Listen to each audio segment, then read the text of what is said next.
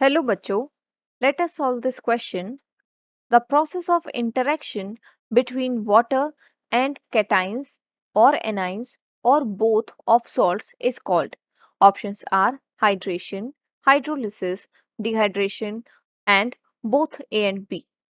तो इस क्वेश्चन में हमसे पूछा गया है दैट जो इंटरेक्शन होता है एनाइन और कैटाइन का या फिर दोनों का जो कि सॉल्ट में प्रेजेंट होते हैं वाटर से, तो उस प्रोसेस को हम क्या बोलते हैं. So the key concept of this question is hydrolysis of salts.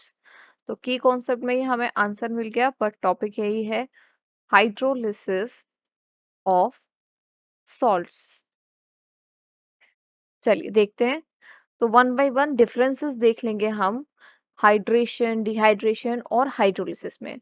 तो सबसे पहला है हाइड्रेशन. हाइड्रेशन हमने सुना है, हमने पढ़ा भी है दैट सॉल्ट्स हमारे टू टाइप्स के होते हैं, hydrated salts and anhydrous salts. तो हाइड्रेटेड सॉल्ट्स का मतलब है hydration. Hydrated salts hydrated salts, it is basically a crystalline salt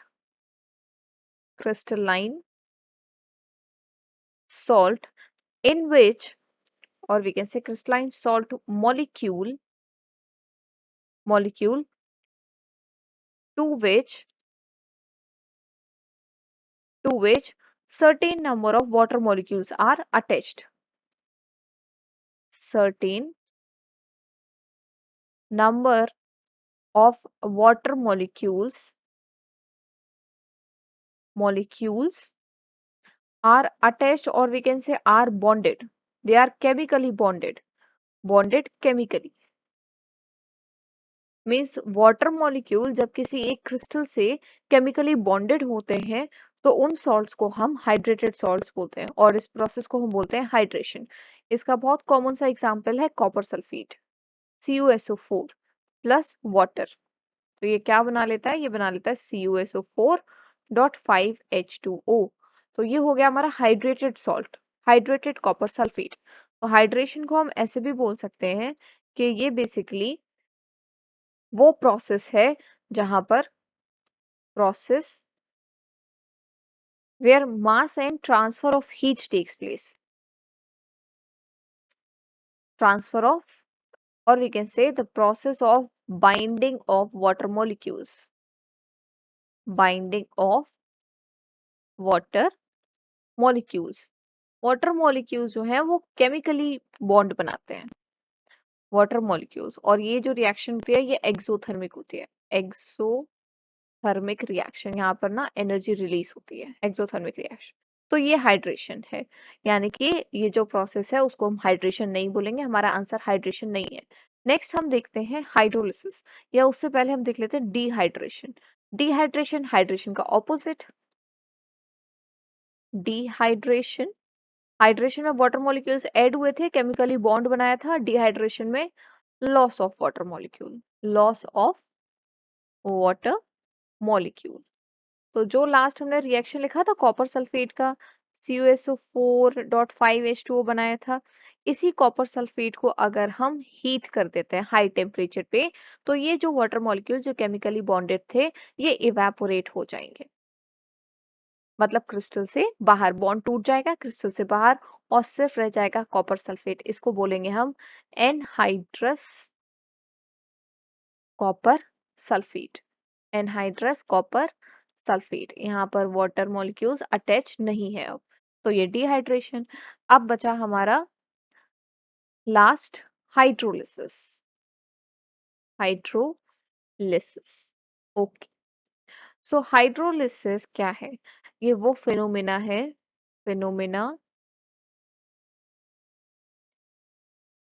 of interaction of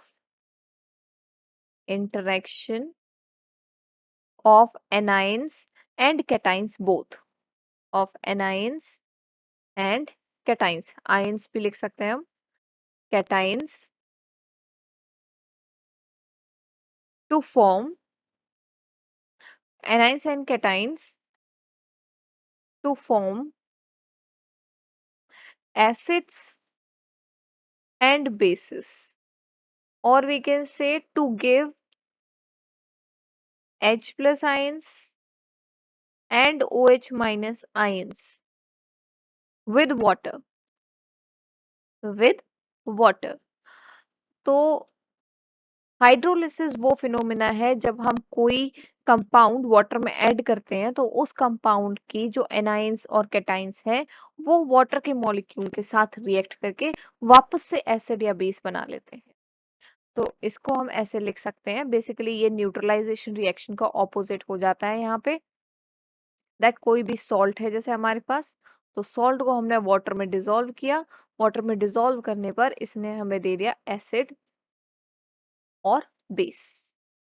तो रिएक्शन हुआ है तब दे दिया, यानी कि सॉल्ट जो है वो भी टूट गया एनाइन और कैटाइन में। फॉर एग्जाम्पल ले लेते हैं NaCl।